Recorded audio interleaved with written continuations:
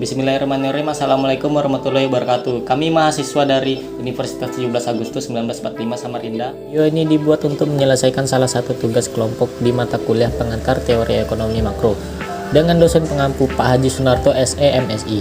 Kami dari kelompok 1 terdiri dari 2 orang yang masing-masing bekerja sama dalam mengerjakan tugas ini. Oke, langsung saja ini video presentasi dari kami.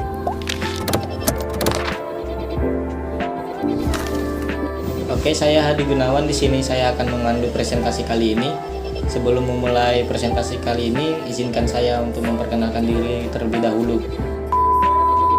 Saya sendiri Hadi Gunawan dengan NPM 201110013443 dan ada Munawaroh dengan NPM 201110013443 Kami dari kelompok 1 akan membahas tentang materi kuliah pengantar teori ekonomi makro.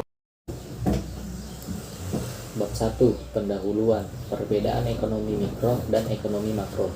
Ilmu ekonomi dapat didefinisikan sebagai ilmu yang mempelajari bagaimana manusia dalam berusaha memenuhi kebutuhannya dengan memilih di antara berbagai alternatif yang ada. Dalam teori ekonomi dibagi dalam 2 cabang ilmu, yaitu ekonomi mikro dan ekonomi makro. 1. Ekonomi mikro.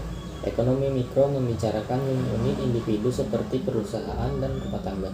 Misalnya, bagaimana suatu rumah tangga mengalokasikan pendapatannya untuk membeli barang dan jasa yang diperlukan.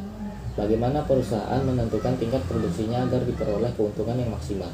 2. Ekonomi makro. Ekonomi makro membicarakan perekonomian sebagai suatu keseluruhan dan mengabaikan unit-unit individu seperti rumah tangga dan perusahaan.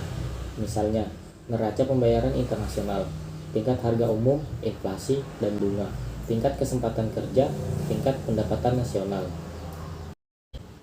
Tujuan kebijakan ekonomi makro. 1. Tingkat kesempatan kerja penuh. Dengan adanya kesempatan kerja penuh berarti semakin banyak faktor produksi yang digunakan dan akan semakin banyak jumlah barang dan jasa yang dapat dihasilkan untuk kebutuhan masyarakat.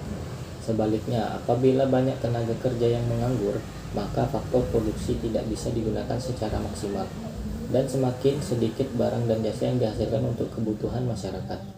2. Peningkatan kapasitas produksi nasional yang tinggi. Dengan peningkatan kapasitas produksi nasional berarti kegiatan pembangunan ekonomi suatu negara mengalami kenaikan yang diikuti dengan peningkatan jumlah barang dan jasa yang dihasilkan oleh suatu negara. 3. Tingkat pendapatan nasional yang tinggi. Dengan meningkatnya kapasitas produksi nasional berarti tingkat pendapatan nasional mengalami peningkatan. Hal ini berarti kemakmuran masyarakat juga mengalami peningkatan yang tinggi. 4. Keadaan perekonomian yang stabil. Perekonomian yang stabil meliputi kestabilan tingkat pendapatan dan kesempatan kerja, juga kestabilan tingkat harga. 5. Neraca pembayaran internasional seimbang. Neraca pembayaran internasional defisit artinya lebih banyak pembayaran atau aliran dana ke luar negeri daripada yang masuk ke dalam negeri. Misalnya pembayaran transaksi impor, pembayaran hutang, dan lainnya. 6. Neraca pembayaran internasional surplus artinya lebih banyak pembayaran atau aliran dana yang masuk ke dalam negeri, misalnya aliran modal luar negeri, dana pinjaman, pembayaran ekspor komoditi, barang dan jasa, dan lainnya. Representasi perekonomian secara makro dapat dinilai dari 3 karakteristik, yaitu 1. Tingginya laju inflasi, 2. Tingginya tingkat pengangguran, 3. Tingginya laju pertumbuhan ekonomi. Hukum Arrhenius Law, adanya hubungan negatif antara laju pertumbuhan ekonomi dengan tingkat pengangguran, yang artinya apabila laju pertumbuhan ekonomi tingginya produksi bayangan dan jasa meningkatkan dan bersama dengan itu tingkat pengangguran menurun.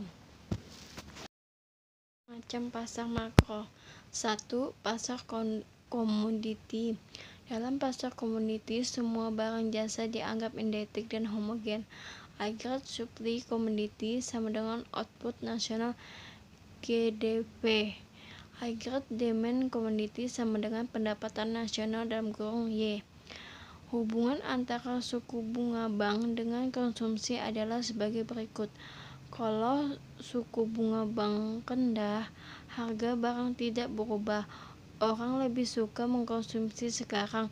Bila bunga tinggi, nilai komoditi di kemudian hari rendah, maka konsumsi ditunda sampai harga turun. Jadi bila bunga turun maka konsumsi naik.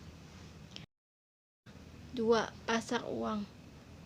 Dalam pasar uang, jumlah uang beredar merupakan penawaran uang. Penawaran uang sama dengan jumlah uang yang beredar. Permintaan uang sama dengan jumlah uang yang diminta yang diperoleh. A. Pendapatan real dalam kurung GDP. Artipa real, makin kaya orang makin besar keinginan melakukan transaksi. C. Suku bunga. Apabila bunga naik, maka makin kecil permintaan uang kas.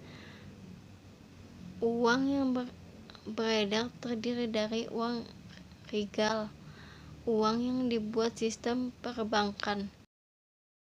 3. Pasar labor.